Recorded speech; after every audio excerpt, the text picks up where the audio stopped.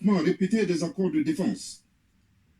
Le gouvernement invite les autorités françaises à retirer sans délai les forces Barkhane et Takuba du territoire national sous la supervision des autorités maliennes. Ainsi, une page de l'histoire se tourne et une nouvelle s'ouvre. Le monument de l'indépendance aura rarement incarné son nom, à savoir la souveraineté tant chérie par les Maliens.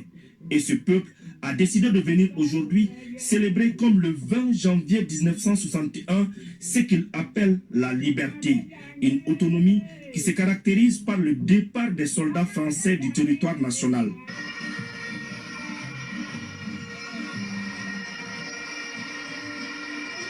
Au milieu de la foule, une scène a attiré notre attention. Des femmes qui balaient la cendre spécialement déversée sur le sol.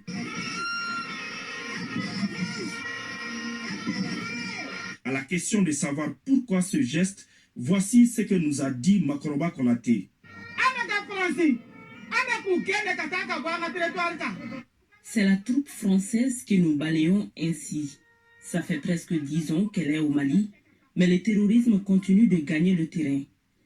Que ces soldats français quittent notre territoire, car nos femmes montent en puissance.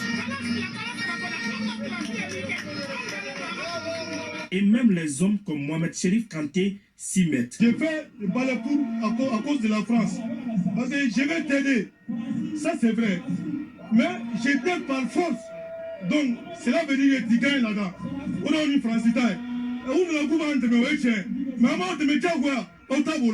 La communauté ivoirienne présente au Mali ne voulait pas rester en marge de cette décision courageuse des autorités de la transition. Nous sommes là à l'appel du peuple malien pour soutenir le peuple frère du Mali. Parce que le problème que vit le Mali actuellement est un problème très très compliqué qui demande le soutien de tous les peuples africains. Au Mali, la chose la mieux partagée est la fierté, un sentiment qui a permis en son temps à nos rois comme Babemba Traoré, Banzani Tera ou Firoun d'infliger de lourdes défaites à l'armée coloniale.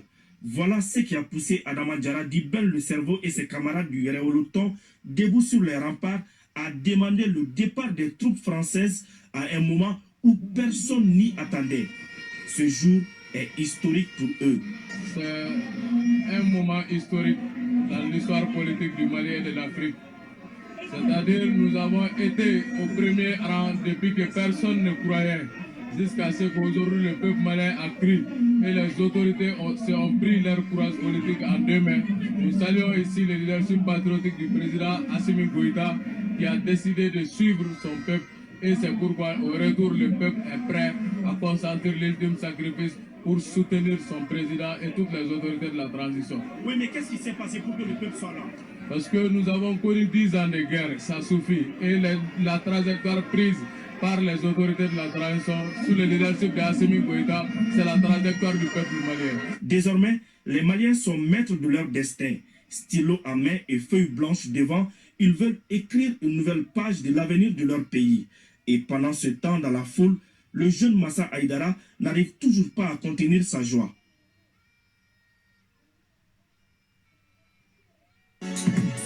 Voilà. Allez, c'est bon. Merci. Là, je vais pouvoir... excusez-moi. Voilà, excusez-moi. Oui, on est bon, on est très bon. Là, je vais faire ma vidéo là comme il est prévu aujourd'hui. On est donc le combien 21. Voilà, c'est ça. Hein, on est le 21 février 2022. C'est un bonheur. C'est vraiment... beaucoup d'enthousiasme parce que nous vivons une époque extraordinaire, des moments historiques, c'est peu que de le dire. Là, vous avez les images venant de Bamako et les témoignages de Ben le Cerveau, que je surnommais la Force Tranquille, lui entre autres, hein, parce qu'il y a d'autres frères et sœurs, notamment Amina Fofana, comment dire, la députée du CNT, très courageuse et très, comment dire, authentique, une patriote, une digne patriote. C'est vraiment, on a vraiment fêté ça déjà, on commence, hein, parce que ça va être le début d'une longue histoire de libération. Et puis, très rapidement, je me présente. Donc, Djoubian, c'est mon surnom sur le net. Et puis, je suis accessoirement spécialiste de la France. Et, comment dire, je me définis comme étant un panafricain très convaincu. Pour ne pas oublier, on a été, excusez-moi, hein, la voix un peu enrouée, mais tout va bien, tout va bien. Il se trouve que on a été, vendredi 19, assisté à une conférence donnée par le jeune frère Kémy Séba. C'était du côté de Fleury-Mérogis, en région parisienne. Mais c'était un symbole, parce que il y a quelques années, il avait été détenu pour délit d'opinion. Voilà, hein? Il n'a pas été détenu parce qu'il est trafiquant de drogue, parce qu'il est pédophile, parce qu'il est je ne sais quoi. Hein? Non, c'est un homme politique, c'est un leader politique, c'est un activiste et un éveilleur de conscience.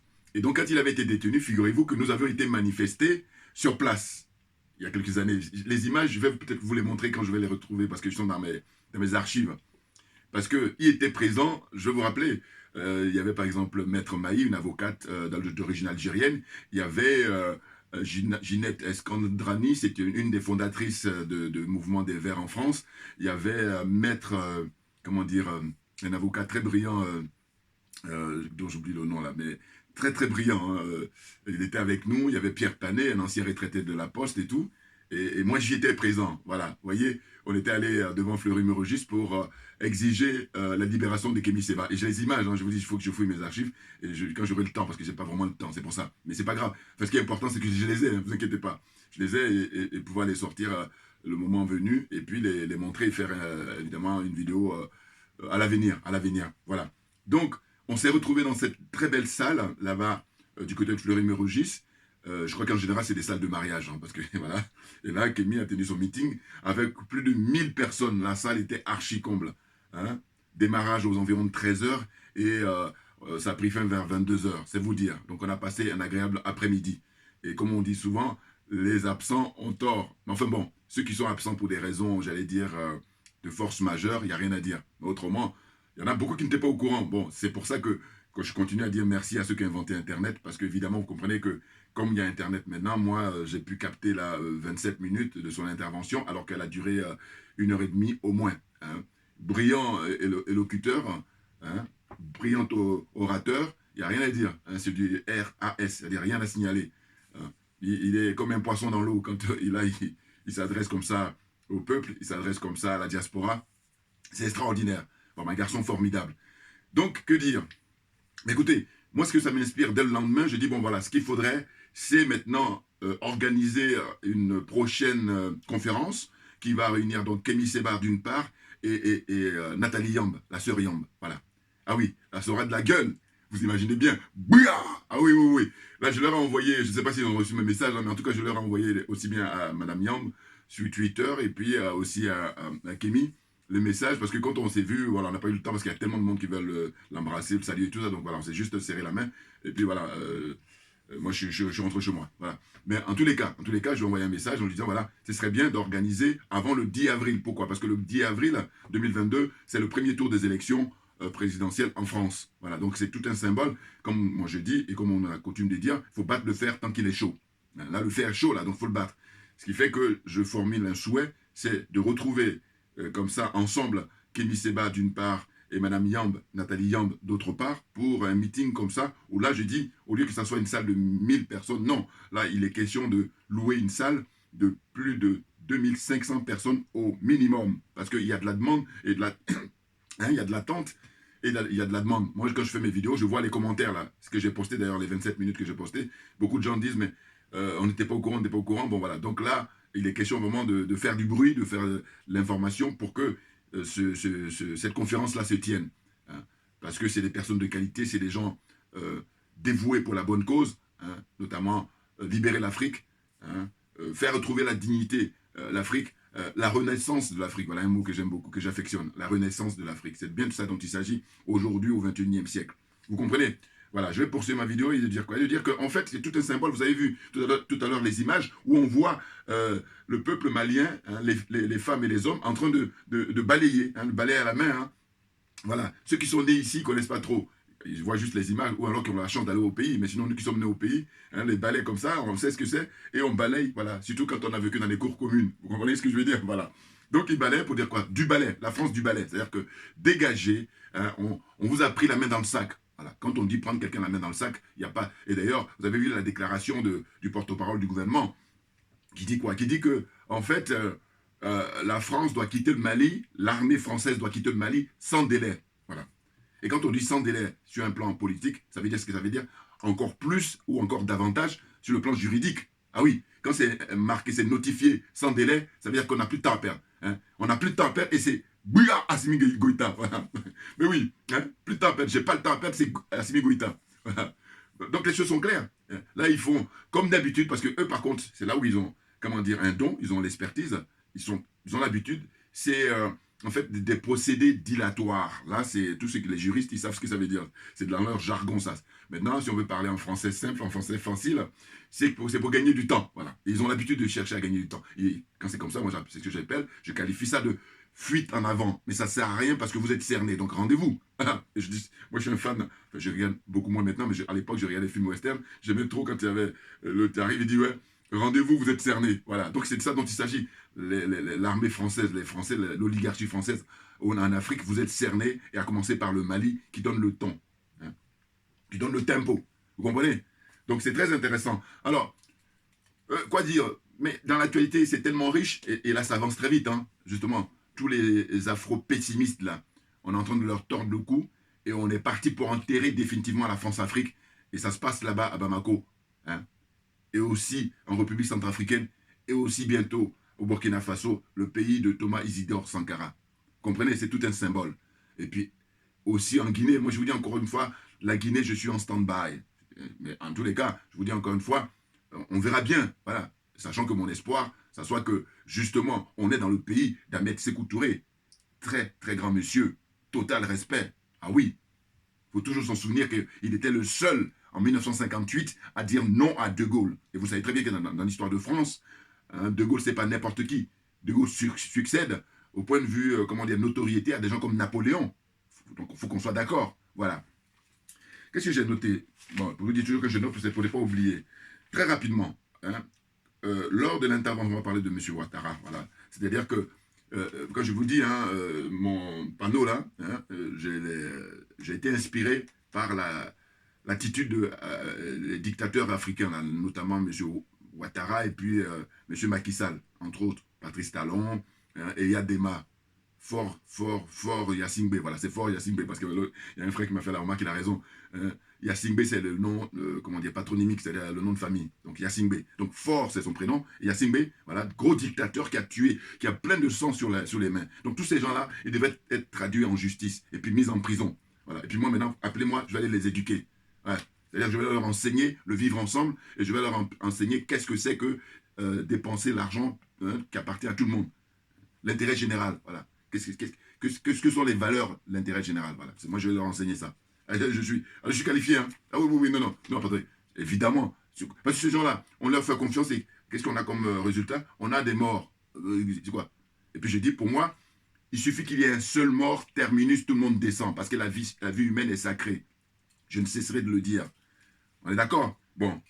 Donc la suite, c'est quoi? C'est que récemment, M. Alassane Ouattara a été interrogé comme d'habitude, hein, là ils se font plaisir, hein, par France 24, RFI et TV5, Monde là, il est interrogé avec, là cette fois-ci, hein, corrompu de première classe Christophe Bouvier qui a reçu de l'argent de M. Ouattara depuis des années. Hein. On a les preuves, hein, voilà. Ah oui. Quand il va à Abidjan là pour l'interviewer, l'autre il lui donne... Moi j'ai lu ça dans les médias là, hein, là l'argent. Ils sont tous, comment dire, corrompus et puis ils font le malin. N'importe quoi. Vous allez voir, j'ai apporté beaucoup plus de précision quand je dis ça. C'est que lors de cet entretien-là, les journalistes français ont évoqué, comment on appelle ça, les écoutes téléphoniques là, qui durent 4 minutes. M. Ouattara avec un ancien premier ministre de, comment dire, Ibeka. Voilà. Et donc il critique, comment dire, les Maliens, le peuple malien. Et il parle en fait de l'attitude des dirigeants actuels, qui sont des braves hommes, qui vont libérer toute l'Afrique. Vous vous rendez compte, au niveau historique, ce que ça donne, c'est du très très lourd. Assimi Goïta et ses frères d'armes, les autres colonels, et puis le premier ministre, Choguel Maïga, on est dans l'excellence. Et le ministre des Affaires étrangères, M. Abdoulaye Diop. Ah oui, c'est la classe, c'est la classe. Vous voyez, donc, ce que je note, c'est Lors de l'interview accordée à France 24, TV5 et RFI, M. Ouattara dit que la France est un partenaire fiable. Écoutez bien, je reprends juste ses propos. Vous pouvez le retrouver pareil sur YouTube, là, vous tapez. Et elle a quand même perdu, regardez ce qu'il dit. M. Ouattara dit que la France a quand même perdu 53 de ses enfants au Mali, et il ajoute que la France dépense au moins 1 milliard par an au Mali. Il considère que c'est quand même déplorable que nous soyons dans cette situation. Déclaration de M. Ouattara. J'ai pris quelques déclarations de lui. Vous vous rendez compte, ce monsieur est président de la Côte d'Ivoire. Bon, évidemment, c'est une place qu'il a usurpée, puisque le troisième mandat, là, lui, il a fait un coup d'État constitutionnel. Alors que dans les autres pays, comme au Mali d'abord, il ne s'agit pas de coup d'État, il s'agit du rétablissement de l'ordre démocratique. Les termes sont hyper importants. Je vous dis, moi, le peu que j'ai appris là, voilà. Et puis, ce qui est important, ce n'est pas d'amasser. Ce qui est important, c'est de l'utiliser à bon escient et puis c'est des qualités, voilà. Hein? Vous voyez bien. Et puis, je dis toujours que les gens très qualifiés, s'ils utilisent, moi, je suis bon, je suis un fair play, voilà. C'est-à-dire que j'accepte, je respecte. Mais autrement, ce qui me dérange, c'est les gens qui ne sont pas à la hauteur et qui viennent prendre la place. Du coup, on est tous perdants. Alors que moi, je suis dans une démarche de faire qu'on soit tous gagnants. C'est la raison pour laquelle j'ai dit, je répète, ce qui s'est passé au Mali, ce qui s'est passé au Burkina Faso, et éventuellement, comment dire, en Guinée, c'est le rétablissement de l'ordre démocratique. Voilà, c'est très important. Non, parce que j'aimerais tellement que les gens qualifiés puissent le dire, mais je vois qu'ils ne disent pas. Alors que s'ils le disent, c'est à d'autres termes. Alors qu'il faut être clair là-dessus. Voilà. Donc, je ne sais pas si on peut dire qu'il manque de pudeur, M. Ouattara, mais c'est incroyable. C'est-à-dire que l'aliénation, voilà, c'est ça. Lui, alors là, en premier, c'est lui, hein, que je lui dédicace ça, et lui et tous ceux qui le soutiennent. Encore en 2022, il a des soutiens. Maintenant, dans ses soutiens, je vais vous dire, quand je regarde les animateurs, les journalistes, surtout les journalistes là-bas qui parlent politique en Côte d'Ivoire, je dis voilà, le problème c'est que ces gens-là, vous allez voir que quand M. Ouattara va partir, et c'est là où on va voir l'heure de vérité. Ça veut dire quoi? Ça veut dire qu'en fait, là aujourd'hui, au moment où il est au pouvoir, il y en a qui bombent le torse, ils font le malin, alors que très peu vont pouvoir bomber le torse quand il va partir. Mais pourquoi? Parce que c'est des lâches. Vous voyez, c'est l'histoire toujours, quand je vous dis qu'il y a la guerre, il y a beaucoup des gens qui sont planqués, et quand la guerre est terminée, il y a beaucoup de gens qui disent qu'ils ont été résistants. Or là, il va falloir sortir les images. Ah oui, je ne dis pas sonore, hein, je dis les images. Ça veut dire que les images et le son, voilà. Pas seulement le son, parce que le son peut trafiquer. Les images et le son pour montrer que durant la période où M. Ouattara était au pouvoir, qu'est-ce que vous avez fait pour sauver le peuple? C'est ça, question de fond. Vous avez fait plus de la talakou, hein, du lèche-cul, lèche-botte. Hein. Il y a une jeune femme là qui m'a écrit, elle m'a dit oui, compte tenu de ton âge. Oui, elle a raison, c'est vrai qu'il faut rester poli, mais ça n'empêche que moi, mon impolitesse au niveau du verbe, qu'est-ce que c'est à côté des actes que posent ces gens-là? Ces gens-là, la façon dont ils mènent la vie publique, les politiques qu'ils mènent, mais c'est au détriment du peuple, et puis c'est surtout des gens qui meurent, des gens qui n'ont pas à se soigner, des gens qui n'ont pas à s'éduquer. Vous comprenez? Donc, alors d'ailleurs, ce qui m'a renforcé ou ce qui m'a encouragé, c'est que j'ai écouté les déclarations de monsieur, comment dire, le panafricain, même plus qualifié que moi, monsieur Doumbi Fakoli, un intellectuel très très brillant, à qui je salue, je lui ai rendu hommage récemment là, par rapport comment on appelle ça, l'histoire des tirailleurs sénégalais. Voilà, ça c'est dans ma bibliothèque. Voilà, je me suis même procuré son livre, un de ses livres, parce qu'il écrit beaucoup de livres. Voilà, et je dois avoir 3 ou 4, 5 livres même de lui, monsieur Doumbi Fakoli. Donc, en fait, ce qui s'est passé, c'est que cette jeune femme là qui m'a écrit dans nos commentaires dit oui, il faut rester poli et tout, et enfin, limite elle m'a traité de vulgaire. Bon, ce qu'il a dit, je relève ce qu'il a dit. Il a dit, en s'adressant aux dirigeants maliens actuels, c'est-à-dire le Premier ministre Choguel Maïga et surtout le président Assimi Goïta, il a dit, écoutez, avec les Français, il va falloir utiliser le langage de rue. Et quand il dit ça, il parle en tant que quelqu'un de très qualifié, oui, puisque lui c'est un intellectuel brillant, c'est un Africain très convaincu. Vous comprenez? Donc lui, avec le niveau qu'il a, il est même beaucoup plus âgé que moi, il pourrait être mon père naturellement. Et bien il dit, avec les Français, ce qu'ils font là, les rapports avec le Mali, il dit, si vous ne pouvez pas, Assimi Goïta et puis Choguel Maïga, confiez-le à des journalistes ou à des gens là-bas pour qu'ils utilisent le langage de rue. Parce que quand on est comme ça dans la confrontation, c'est nécessaire. Ah, mais bien entendu, parce que c'est vrai qu'il y a le langage diplomatique, vous voulez rester poli, d'accord, mais continue, parce que c'est une question de les dégâts qui sont commis. Ah ben oui, de quoi on parle là? C'est ça, il y a des dégâts. Donc à un moment donné, on va y aller, voilà. Donc, M. Ouattara évoque la mort de 53 soldats français, et quand c'est comme ça, on se dit, mais les morts en Côte d'Ivoire, en fait, c'est pas son problème. Eh oui, c'est très grave, c'est très très grave. Il y a eu des morts en Côte d'Ivoire depuis que ce monsieur a décidé de venir s'immiscer, si j'ose dire, Alors que je n'aime pas ça. Mais je veux dire, parce que comme je me définis comme étant panafricain, il est évident que je ne rentre pas dans la polémique de dire qu'il n'est pas ivoirien, c'est pas mon problème ça. Non, non, c'est un Africain et ça suffit pour qu'il puisse occuper le poste. Ce que je vais lui reprocher, je continue à lui reprocher, c'est de dire que monsieur, vous devrez travailler pour servir le peuple ivoirien en priorité, le peuple africain en général et le peuple ivoirien en particulier, puisque vous êtes élu en Côte d'Ivoire. Or, ce n'est pas le cas. Il travaille pour les Français, il travaille pour les Occidentaux et c'est ainsi que je dis, monsieur, partez parce que vous faites du tort au peuple. Vous ne défendez pas les intérêts du peuple. C'est ça, la discussion. Vous voyez? Donc là, parler des 53 soldats français, mais je dis, mais et le nombre de morts en Côte d'Ivoire d'abord, et aussi le nombre de morts au Mali, depuis que justement que l'armée française est installée là-bas. Tous les morts, les militaires comme les civils, on va faire le bilan. Ah oui, oui. Et je vous dis que eux, ils font le bilan dans tous les domaines, et il y a un seul endroit où ils ne font pas le bilan, c'est les rapports qu'ils entretiennent avec l'Afrique. Donc posez-vous des bonnes questions. Allons-y à l'essentiel. On fait le bilan. On va faire le bilan pays par pays.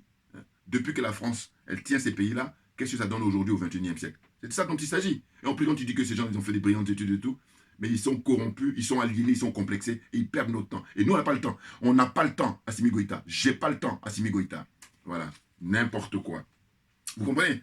Donc là, il dit aussi que la France dépense 1 milliard pour le fait qu'il s'installe là-bas. Mais le comble, c'est que, écoutez, mais là, c'est là où on s'est dit, mais les gens qui ont beaucoup de diplômes, heureusement que ce n'est pas la panacée ou heureusement que ce n'est pas la fin du monde. Enfin, je veux dire, ils ne détiennent pas la vérité. Voilà, c'est ça qui a été santé. Pourquoi? Parce que je dis, mais quand il dit ça, les gens qui ne s'y connaissent pas, ils disent, ah bon, ah bon. Alors qu'en fait, tout l'argent vient d'Afrique. C'est-à-dire que, je vous dis, justement, je suis intervenu là-bas. En fait, c'est moi. D'ailleurs, il faut que j'en parle, j'allais oublier. En fait, Kémy et surtout son staff, voilà, ils m'ont appelé, j'allais oublier, le mardi soir, la semaine dernière, pour me demander si je pouvais animer cette conférence-là. En tout cas, jouer le rôle de, comment dire, d'animateur, chef d'orchestre, voilà, master of ceremony, si vous voulez dire d'une certaine façon. Et au début, j'étais hésitant parce que je ne pensais pas à ça. Je savais que j'allais être présent, puisque j'avais même pris ma place et tout, avec, voilà, j'avais pris 2 places, voilà, avec ma compagne. Et il se trouve que eux, mardi soir, il y a une de ses collaboratrices qui m'appelle. Elle me dit non, on aimerait bien que ça soit toi qui anime. Je dis bon, bah, écoutez, je vais y réfléchir. Puis après, j'ai eu la discussion avec son bras droit, Juti, voilà. Et puis on a tout ficelé, et voilà. Donc c'est moi qui ai animé là. Vous allez peut-être retrouver les images après les montages qu'ils vont faire. Bon. Alors, le truc c'est quoi? C'est que en fait, il y a des gens qui m'ont reconnu évidemment, et puis il y a des gens qui ne me connaissaient pas, et puis donc on est là, plus que jamais, plus que jamais. Vous comprenez? Donc, ce que je voulais dire, c'est que si on prend pays par pays, on va voir que c'est la catastrophe. Vous voyez? Et il n'y a aucune comparaison possible. C'est-à-dire que le nombre de morts au Mali, depuis que l'armée française s'est installée là-bas, le nombre de morts au Niger, le nombre de morts en Mauritanie, un peu moins. Voilà. Mais le nombre de morts au Tchad, et puis le nombre de morts au Burkina Faso. Vous comprenez? Le fameux G5. Alors qu'en fait, il faut dire G6, puisqu'il y a la France. Mais ils sont tellement malins, les Français. Et je dis que ils insultent l'intelligence des Africains depuis des siècles et ils n'entendent pas arrêter. Et nous sommes là pour mettre fin à tout ça.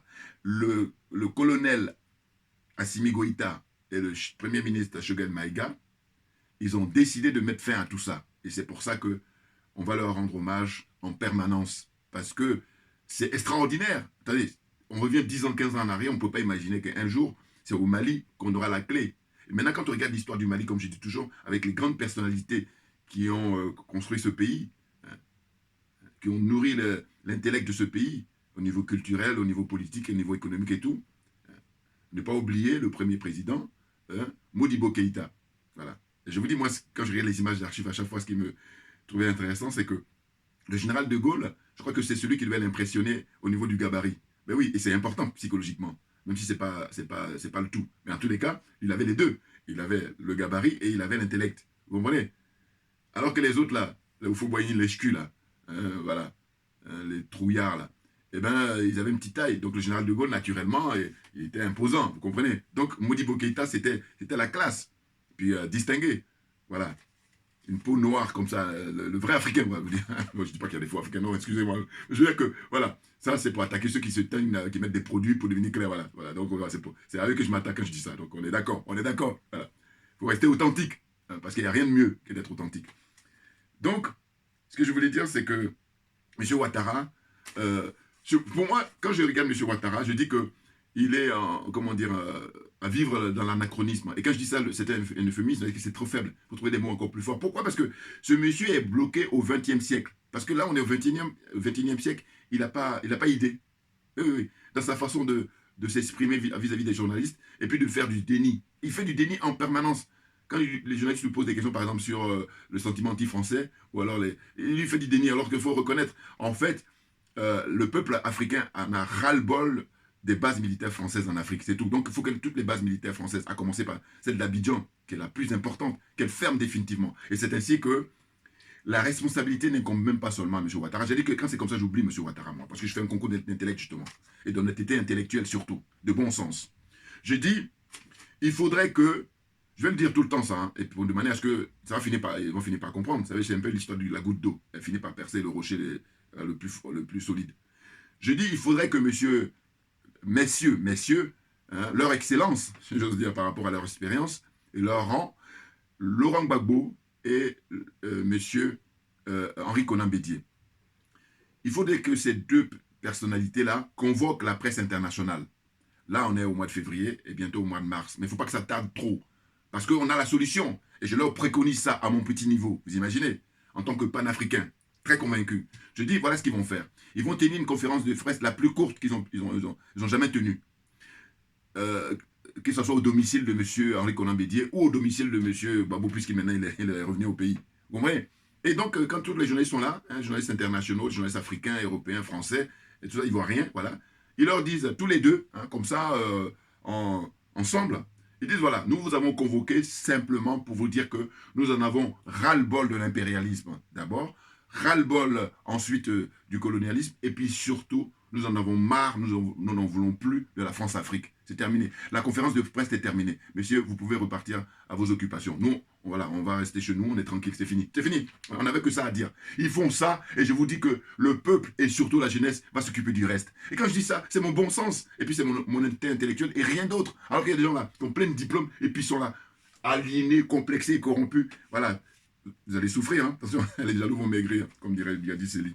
Bon. Donc, c'est ça qu'il faut faire. Or là, ils sont muets, ils sont dans leur retranchement, et il se trouve que ce n'est pas seulement M. Ouattara qui est resté bloqué au XXe siècle. Eux, du fait que justement, ils ne font pas ce que je dis là, et quand je dis ça, c'est aucune prétention. Parce que, en fait, ce qui nous importe, c'est de dire, compte tenu du nombre de morts, des dégâts en Afrique, hein, que les gens qu'on nous considère comme des serpillères, mais il va falloir sortir de là, sortir de cette servitude-là, compte tenu du fait qu'ils ne font pas ça, j'ai dit, mais ils sont restés bloqués au XXe siècle, voire même d'autres même au XIXe siècle. Alors que nous sommes au XXIe siècle. Et il y a beaucoup de gens, les gens avancent.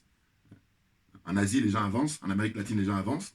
En Europe, bon, eux, ils sont arrivés au bout de leur processus. C'est pour ça qu'ils emmerdent tout le monde. Il faut bien comprendre ça. Hein. La civilisation occidentale est arrivée au bout. Et voilà, je ne vais pas prononcer ça parce qu'ils vont couper ma chaîne. Bon. Vous aurez compris. Voilà. Donc, ils sont arrivés au bout. Ils font le malin, mais on arrive au bout. Voilà. Capitalisme, des conneries comme ça. À privilégier l'individualisme. Or, nous, en tant qu'Africains, nos valeurs, c'est contraire à l'individualisme. On est d'accord. Or, des gens là, qui ont fait des études, ça y est, ils pensent qu'ils détiennent toute la vérité absolue et ils font n'importe quoi à copier l'Occident. Aucun mérite. N'importe quoi. Enfin, bon, bref. Donc, à propos du document sonore, voilà, on a dit que c'est M. Ouattara et Boubou Cissé, voilà, Boubou Cissé, il est recherché d'ailleurs par comment dire, les autorités, la justice malienne, parce que c'est la haute trahison, lui. Et vous savez, la haute trahison ici dans les pays occidentaux comme la France, les États-Unis, comment dire, l'Angleterre, le Canada, ils ne rigolent pas avec ça. Et quand c'est nous, ils veulent qu'on rigole avec ça. Et c'est pour ça que je parle de ils insultent notre intelligence en permanence. Maintenant, moi je dis, comme je refuse qu'on insulte mon intelligence, c'est pour ça que faire ces vidéos-là, c'est le minimum. Si je pourrais faire plus, Dieu seul sait. Dieu seul sait. Vous comprenez bien? Enfin bon, bref. Donc, à propos des documents sonores, hein, M. Ouattara, il dit que c'est pas la Russie qui va résoudre leur problème. Voilà, c'est ce qu'il disait M. Ouattara dans le document, dans le sonore, là, quand il parlait avec Boubou Cissé, là. Et ça a été confirmé que c'est authentique. Hein. C'est-à-dire que Amina Fofana, elle l'a confirmé sur la chaîne Afrique Média. Elle dit qu'en fait, c'est Boubou Cissé qui a enregistré ça. Et puis, c'est suite à ça qu'il y a eu des fuites. Puisque lui, il l'a enregistré pour pouvoir faire écouter à tous ses compagnons qui sont contre le peuple malien, contre le peuple africain en général, et puis le peuple malien en particulier. Donc, il a enregistré ça pour eux, pour leur dire, voyez, j'ai parlé avec M. Ouattara, regardez, on ne peut pas faire mieux que de vous faire écouter ce que j'ai... Et c'est suite à ça qu'il y a pu avoir des fuites. Mais il faut dire aussi qu'il y a le travail qui est fait par les services secrets russes. Ah oui, eux aussi, il faut les saluer en permanence. Parce que si les Russes n'étaient pas là, je veux dire qu'on est parti pour durer, au sens de la souffrance. Vous voyez, au sens des sacrifices à consentir, parce que depuis des siècles, le peuple africain consentit des sacrifices parce qu'il y a des gens qui ont juste l'apparence d'êtres humains, qui ce ne sont pas des êtres humains. C'est clair pour moi. Vous voyez, donc, M. Ouattara dit, ils sont tombés sur la tête. Il disait, il traitait les dirigeants maliens, il les traitait voilà, quand on dit en expression, tu es tombé sur la tête et que tu as perdu la tête, d'une certaine façon. Et donc, il dit que la Russie fournit du vieux matériel militaire aux Maliens. Voilà. Moi, je dis, mais non, mais c'est pas possible. C'est le contraire. C'est la France, depuis des décennies, qui fournit de vieux matériel aux armées, là. Et là aussi, notamment l'armée malienne. Là, on a aussi, pareil, on a les preuves sur Internet, il y a plein de documents là-dessus. Et d'ailleurs, les dirigeants maliens, ils sont gonflés à bloc parce qu'ils ont toutes les preuves, là. Là, c'est même ça déborde, voilà, tellement ils ont des preuves. Donc c'est pour ça que je dis que la France a pris la main dans le sac. Il dit que la Russie n'est que 11e position sur le plan économique derrière le Canada et la Corée du Sud. Vous vous rendez compte? C'est incroyable. Il les a même traités de... Ils sont naïfs et idiots, M. Ouattara, il se permet ça. Alors que eux, ils rentrent dans l'histoire. Je ne vais même pas dire ils vont rentrer. Non, ils rentrent dans l'histoire là depuis qu'ils ont pris les choses en main par la très très grande porte. La porte royale. Alors que M. Ouattara, M. Macky Sall, et consorts, M. Denis Sassou Nguesso, M. Faure Gnassingbé, qui encore, M. Talon, qui a fait un hold-up là-bas électoral. Lui, c'est un hold-up électoral qu'il a fait. Mais ce Talon, je vais m'occuper de lui. Ça fait longtemps que je m'occupe de lui, mais je vais le faire maintenant de plus en plus parce que je vais battre campagne pour le frère Kémy. Voilà. Kémy, il est question qu'il se présente à la prochaine élection au Bénin. C'est vrai que c'est un challenge, c'est un défi qui est très lourd, mais on va y arriver parce que là, la nouvelle génération, elle est gonflée à bloc et elle attend simplement que des gens honnêtes donnent une main forte. Et moi, je fais partie. Voilà, des gens honnêtes. Alors donc, M. Ouattara, il est dans une situation où il vit dans l'anachronisme et puis tout ce qu'il dit, en fait, ça concerne la France. C'est la France qui fournit des vieux matériels. Et puis c'est la France qui, normalement, n'applique pas ses tests. Elle a dit, soi-disant, signer des accords avec ces pays-là, des accords de défense, mais elle n'applique rien du tout. Elle fait comme bon lui semble, parce qu'elle a en face d'elle des négros. C'est ça que je vous dis souvent. Je vais encore répéter, pour ceux qui n'ont pas compris le passé, parce que je le dis souvent, je dis que l'oligarchie française, nous, Africains, nous les Noirs, elle nous considère, quand elle est gentille, comme des handicapés lourds. Et un handicapé lourd, il a besoin de quelqu'un pour l'assister. C'est comme ça que ça se passe, malheureusement. Ou heureusement, je ne sais pas. En tous les cas, quand elle n'est pas de bonne humeur, aussi vraiment elle est énervée, en temps normal, elle considère que nous devrons être des esclaves jusqu'à la fin de nos jours. Ce que je dis là, je dis que les gens très qualifiés sortent le contraire, qui me disent le contraire de ce que je dis. Parce que moi je dis que je suis accessoirement spécial de la France. Voilà.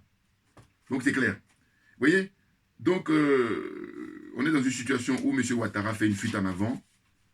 Et puis c'est vraiment au détriment du peuple africain. Mais lui, il va sortir de l'histoire. Dire même que c'est de la petite porte, non. Petite fenêtre, non. Il va sortir par les chiottes, par les égouts de l'histoire. Ah oui, oui. Non, parce que je vous dis encore une fois, ce que je dis là, moi, qu'est-ce que c'est à côté de lui, il tue le petit Kofi. Voilà. On a coupé la tête du petit Kofi, et puis on joue au ballon avec ça, du côté de Daoukro là-bas. Vous trouvez ça normal? Vous trouvez ça normal? Et puis ils vont s'apitoyer sur mes propos. N'importe quoi. Vous êtes profondément malhonnête, et j'ai pas le temps. Assimi Goïta. N'importe quoi. Donc, ce que j'ai noté, j'ai dit, voilà, interview, entrevue, convenu, voilà, c'est convenu, comme d'habitude, la langue de bois, en permanence. Parce que, regardez, un exemple. Lui, la réaction qu'il a eue par rapport aux propos qu'il a tenus là, lors de l'entretien qu'il a eu avec Boubou Cissé, c'est qu'il dit, ah bon, ben, faites-moi écouter. Mais les journalistes, ben là, ils auraient dû le faire écouter. Oh là, non, pourquoi? Mais parce que, justement, c'est ce que je dis, c'est convenu. Parce que si c'était honnête, si c'était des professionnels, juste ce mot-là, voilà, c'est pas... Quand tu es professionnel, quand tu finis de travailler, on n'a plus rien à ajouter. Même on t'encourage, même on te félicite. Or là, on ne peut pas les féliciter. Et dans n'importe quel domaine, la menuiserie, avocat, médecin, chirurgien, architecte, tout ce que tu veux. Un professionnel, dès que tu finis ton travail, systématiquement, quand c'est bien fait, on t'encourage, on te félicite. Or là, n'importe quoi. Ils n'ont pas été fichus de lui faire écouter 4 minutes. Juste ça. Pour lui dire, mais monsieur, vous avez votre voix, on l'a reconnu. Et maintenant, tout le monde sera témoin. Oh là non, il n'est pas question de le mettre en difficulté. Et d'ailleurs, là où c'est le sommet, c'est que ce n'est pas une émission en direct. Donc, vous comprenez qu'une fois qu'on sait que ce n'est pas en direct, donc voilà, tout est permis. Oui, parce que en direct, en live, c'est beaucoup plus difficile. Voilà, vous voyez, donc, bref. Donc, vous aurez compris ce que je vais dire. France 24, ils sont dans leur rôle hein, d'intoxication. Ils intoxiquent depuis très longtemps. RFI, pareil, hein, le peuple africain. Maintenant, tout ça, on va arrêter. Et Afrique Média, chapeau, heureusement qu'ils existent. Donc, un big up au PDG d'Afrique Média. Voilà. Un garçon formidable que je ne connais pas, mais en tout cas, je le félicite parce que c'est grâce à lui qu'on a cette chance-là d'être en train de sortir comme ça de cette espèce d'aliénation mentale, hein, spirituelle, intellectuelle. Voilà. On fait un très très bon boulot là, hein, parce que depuis des décennies, vous vous rendez compte, RFI a bourré le crâne des Africains, à dire n'importe quoi, à polluer l'esprit des gens. Là, comment dire, Afrique Média est en train de dépolluer là. Voilà. Déconstruire tout ce qui a été mis là depuis des décennies. C'est très important. Donc c'est salutaire, Afrique Média. Quand j'apporte mes critiques, je dis simplement que je ne suis pas d'accord avec eux. Quand ils font leur fameux truc là, il faut voter pour désigner qui est-ce que la première dame, je sais pas, n'importe quoi. Bon, ils se font plaisir, c'est n'importe quoi. Et puis, à la limite, ça c'est pas très grave. Ce qui est grave aussi, c'est quand ils disent que Paul Biya est, comment dire, panafricain. Aucunement, aucunement. Parce que pour moi, un panafricain, c'est Kadhafi. Voilà. Un panafricain, c'est Modibo Keïta. Un panafricain, c'est Thomas Sankara. Un panafricain, hein, vous voyez, je cite les listes habituelles. Patrice Lumumba. Voilà, c'est quoi même Nkrumah. Voilà, ce sont tous des panafricains. Et non pas ce monsieur-là qui maltraite son peuple, hein, alors que le Cameroun est très très riche. Donc enfin bon, je ne vais pas m'attarder sur lui. Donc vous comprenez. Et ensuite, c'est la question portant sur les bases militaires. Il ne sait pas pourquoi les gens se font des complexes. C'est ce que dit M. Ouattara lors de cette entrevue, là, cette interview. Car l'Arabie Saoudite, dit-il, a des bases militaires dont il n'y a pas de complexe à avoir, des bases militaires étrangères chez soi. Voyez. C'est-à-dire que lui, il dit, si les Français, là, les militaires français quittent le Mali, ils peuvent venir en Côte d'Ivoire. Donc c'est pour ça que, très franchement, M. Konan Bédié et M. Babo, eh ben, la balle est dans votre camp. Hein. Et le fait que vous fassiez rien, vous êtes pire même que M. Ouattara. Parce que Ouattara, lui, il nous a dit qu'il est avec eux. Il est avec les Français. Il est avec les Occidentaux. Mais vous, vous dites que vous êtes avec le peuple, mais vous, qu'est-ce que vous branlez? Qu'est-ce que vous faites? Eh oui. Et puis ceux qui sont autour d'eux, les conseillers, là, qui ont des diplômes, machin, tout ça. Et vous faites quoi? Mais il faut leur... Prenez ma vidéo et puis dites, voilà, hein, grand frère, papa, grand-père, tout ce que vous voulez. Allez-y. Il y a un frère, là, qui est là-bas. Il a dit, voilà, l'idée, il a donné l'idée. Bon, je ne suis pas le seul à y penser, hein. Il faut qu'on soit d'accord. Mais malheureusement, on n'est pas nombreux. Parce que si on était nombreux, moi, je le dis maintenant, c'est la 3, 4, 5e ou 6e fois que je le dis.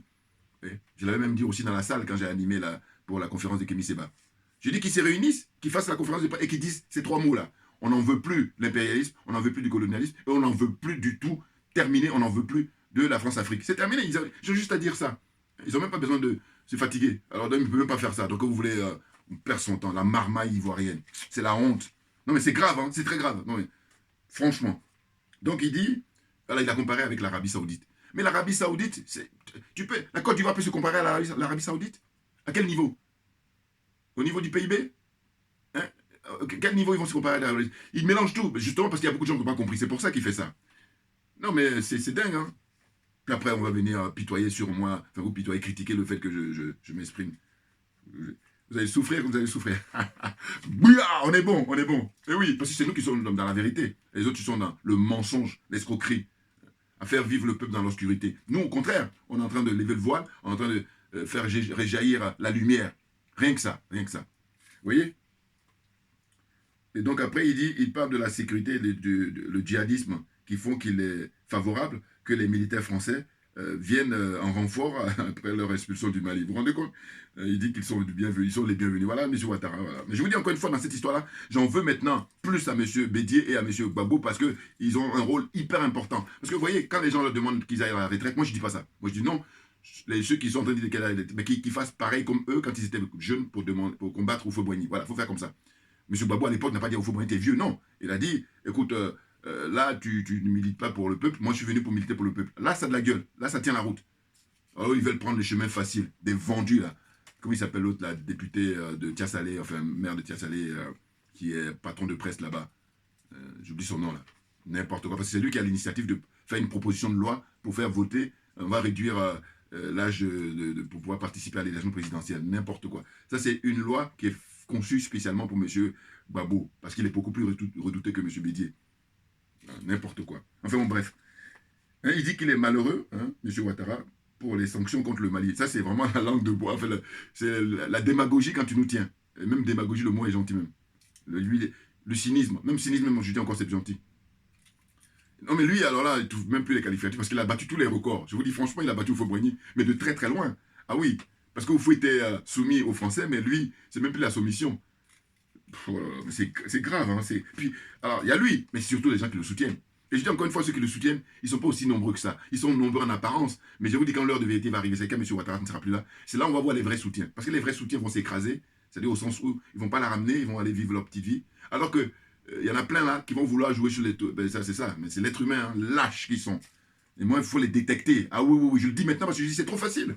Vous ne pouvez pas longtemps profiter quand Ouattara est au pouvoir, puis quand il ne sera plus là, vous voulez encore... Non, non, non, il faut les détecter. Je le dis maintenant, parce que moi je suis militant, je dis, ma religion c'est la vérité et la justice. Donc, vous comprenez bien que je suis cohérent avec moi-même. C'est clair. Enfin, bon, bref. Donc, il dit qu'il est malheureux, voilà, ça je l'ai déjà dit. Hein, il dit, je vous encourage à... Voilà, moi, je dis, je vous encourage à regarder les interviews et les images d'archives de M. Ouattara.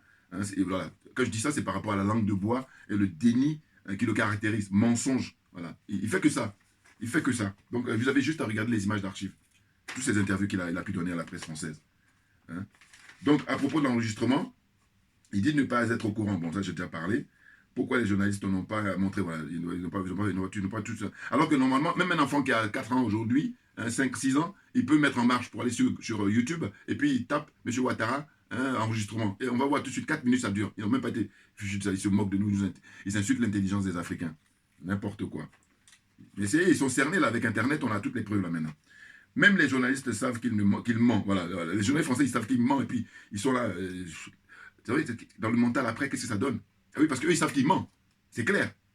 Parce qu'on a la preuve que c'est lui qui parlait.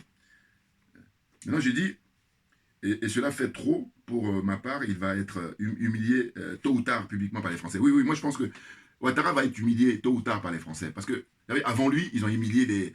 comment il s'appelle Omar Bongo, vous voyez? Ils ont humilié, comment dire, Mobutu Sese Seko. Ils ont humilié plein de dirigeants africains à qui ils leur ont rendu service. Et puis même, regardez, pensez à Idriss Déby. Voilà. Eh bien, Ouattara, son tour va arriver là, bientôt. Parce qu'il fonctionne comme ça, donc il ne va pas faire exception. Même ils ont humilié aussi Houphouët-Boigny d'une certaine façon, même si c'est vrai que lui, ça a été fait de manière délicate. C'est-à-dire qu'ils ont attendu qu'il meure. Hein, et puis maintenant, le franc CFA, boum, ils ont, comment on appelle ça, fait la dévaluation. Vous voyez? Et c'est en cela que quand les gens veulent nous dire que non, le franc CFA nous appartient, mais en quoi ça t'appartient? La monnaie, elle est fabriquée ici, en France, à Chamalières, et puis qui a cramé là même récemment, on se pose des questions, il faudrait faire une enquête pour nous dire la vérité, qu'est-ce qui s'est passé réellement. Voilà. Là aussi, ils vont faire du déni, parce que les Français sont spécialistes pour le déni, cacher la vérité. Et puis aussi du côté de Bordeaux pour les pièces. Tout ça est fabriqué ici, et puis toi tu dis que ça t'appartient. Non mais franchement, il faut arrêter à un moment donné, on est en 2021, vu 2022 maintenant même, on est au 21e siècle surtout. Donc il faut arrêter, c'est pas possible, hein, franchement. Hein? Donc, la France en est partenaire fiable, voilà c'est ça. M. Ouattara dit que la France est un partenaire fiable, hein, parce que, je dis tout à l'heure, la France a perdu 53 soldats, c'est ce qu'il souligne dans cette interview-là. Hein, et il dit la France a perdu 53 de ses enfants, voilà ce qu'il dit. Mais l'Afrique n'a pas perdu d'enfants. Hein, les gens au Mali qui sont morts, les gens en Côte d'Ivoire qui sont morts, les gens au Niger qui sont morts, les gens au Burkina Faso qui sont morts, eux ils n'existent pas. Hein. C'est incroyable, M. Ouattara. Franchement, et ceux qui le soutiennent. Ah oui, moi ça soucie les deux. Hein. Parce que je dis, M. Ouattara n'est rien. C'est ceux qui le soutiennent qui le font.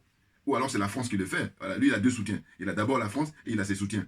Et ces soutiens-là, maintenant quand je vais beaucoup plus loin, j'ai dit, en fait, quand il ne sera plus là, on va voir que sur combien? Sur 100, il va y avoir une ou deux personnes. Mais sur les 97, 98 qui restent, c'est des faux. C'est des faux amis, voilà. Je n'exagère rien du tout, parce que c'est l'être humain des lâches. Enfin bon, bref.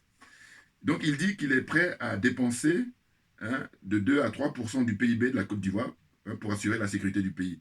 Voilà. Sans sécurité, il n'y aura pas de développement. Ça, je fais que citer ce qu'il a dit lors de cette interview-là qu'il a accordée à RFI et France 24. N'importe quoi. 2 à 3% du PIB. Mais écoute, prends cet argent-là, fais de manière à ce que les gens aient à manger, que les gens puissent se soigner, et que toi, tu ne prennes pas l'avion pour venir te soigner ici avec tes ministres, et puis les députés, et puis les sénateurs, et tout ça. Oh là là, mais c'est fou, hein, on est au 21e siècle quand même. Moi, je vous dis, les bras m'en tombent, parce que on est rendu pour redire des trucs qui sont basiques, qui sont élémentaires. Les gens vont rentrer en psychiatrie. Moi, j'ai des idées pour ces gens-là. Hein. On va pouvoir les aider parce que c'est problématique.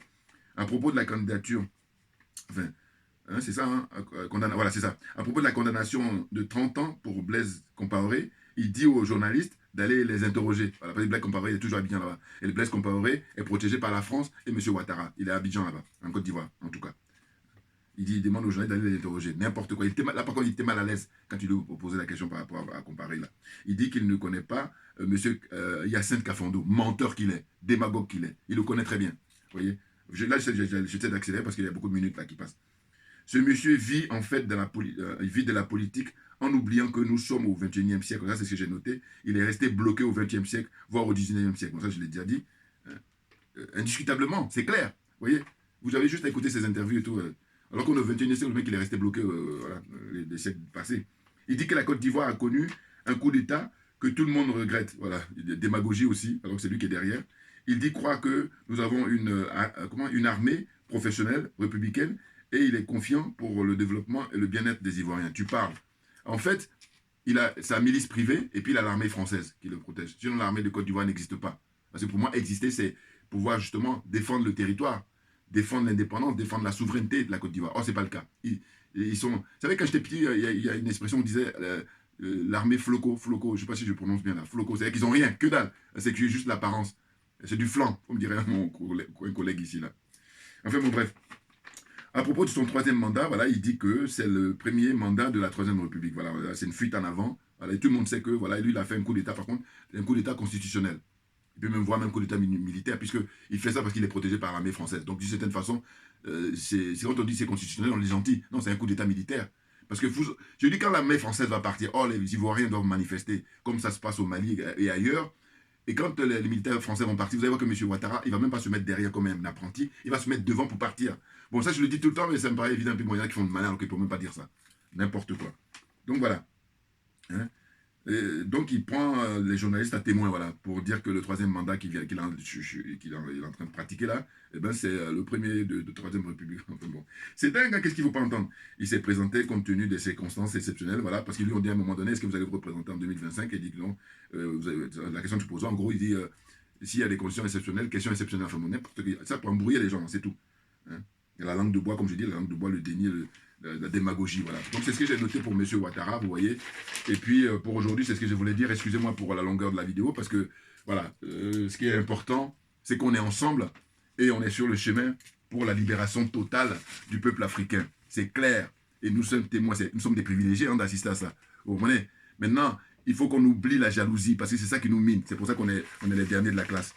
Et on peut faire un effort pour ne plus être les premiers en matière d'aliénation, en matière de complexe, en matière de corruption et en matière de jalousie. Voilà. Il faudrait qu'on soit les derniers de ces 4 mots-là. Mots dans tous les sens, si vous voulez. M-A-U-X, tout ce que vous voulez. Et puis mot M-O-T-S, voilà. Merci beaucoup pour votre attention et à très bientôt. Merci bien. Merci bien.